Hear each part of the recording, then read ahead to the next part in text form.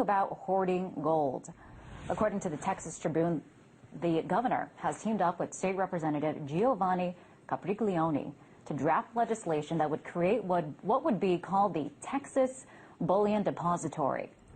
Here's what Capriglione told the Tribune, quote, "We don't want certificates, we want our gold. And if you're the state of Texas, you should be able to get your gold."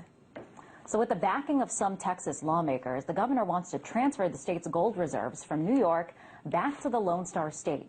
And you've heard the argument for going gold before. Former Republican Congressman Ron Paul has been a very vocal supporter of returning to the gold standard. Paper money is a moral hazard, encourages people to make a lot of risky investment, malinvestments, and they overdo things, they overinvest. So could Texas realistically switch over to the gold standard? And what would it mean for the state and the rest of the country? To discuss, Wayne Allyn Root, the author of the Ultimate Obama Survival Guide, joins us now. Welcome there, Wayne. Hey, so what would switching to the gold standard, what would that do for the state of Texas? Well, first of all, the gold standard would be great for the whole United States of America, but politicians will just never allow it to happen. It's a Ron Paul idea, it's a Rand Paul idea, it's a Wayne Root idea, and it's a Governor Rick Perry idea, and I fall into those exact themes of politicians. I love those guys. But they're never going to let it happen, Liz, because the gold standard limits the imagination of politicians who love big government, who love big spending, who love big entitlements, who love big unions, and who love big taxes. You can't spend money you don't have or print money you don't have when you have a gold standard. So on a national basis, I think it would be fantastic for the United States to go back on the gold standard, because all the problems of America have occurred since 1971 when Richard Nixon took us off the gold standard. That's when all the debt of this country accumulated and all the obscene spending and the obscene salaries and government pensions that are bankrupting this country. Now to Texas. I mean, Texas, Liz, does everything right. My book, The Ultimate Obama Survival Guide, actually has a key chapter about the state of Texas and how fantastic things are going there. They've got the best economy in America.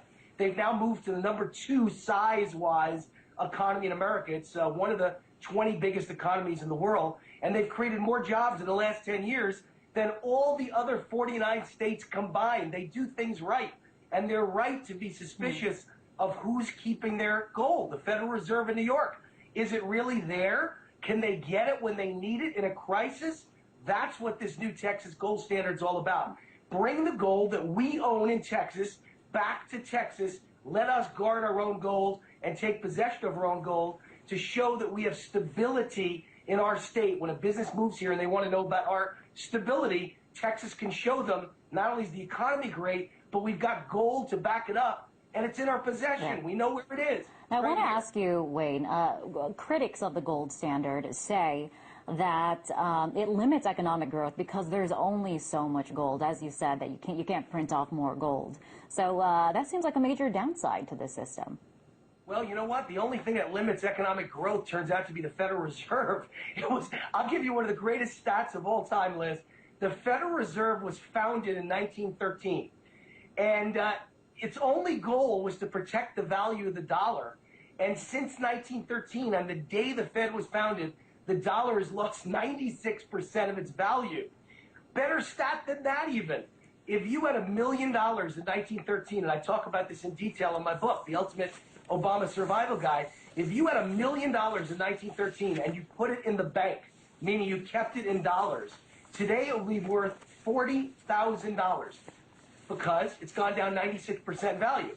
If you put the same million in gold in 1913, that same gold that all these experts and government bureaucrats and politicians hate and try and tell you how terrible it is, it would be worth $87 million today. So it's a difference between having 40,000 or 87 million to leave your kids and grandkids.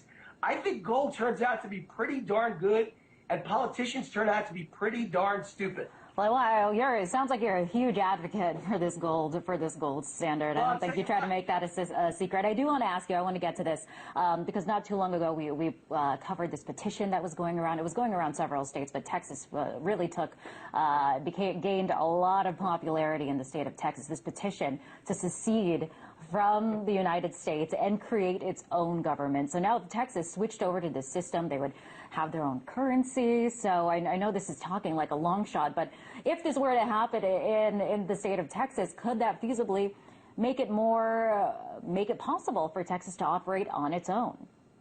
Well, I'll tell you what, Liz, it's a real long shot. I doubt it's ever going to happen, but if things get bad enough under Obama in the next 4 years, it becomes a little bit less of a long shot. You never know how they actually back up that threat with actually doing something about it. It would be a net loss for America. They're the second biggest economy in the United States of America. And in my book, The Ultimate Obama Survival Guide, I actually quote an expert about moving out of the United States because taxes are so high, the economy's collapsing and declining. And that expert said, you know what, I don't think you really have to move out of the United States.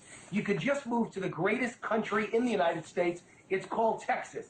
Wow. So I think there's a lot of people out there starting to feel like Texas does things right. I know a couple Texans myself, and they are always really, really proud Texans.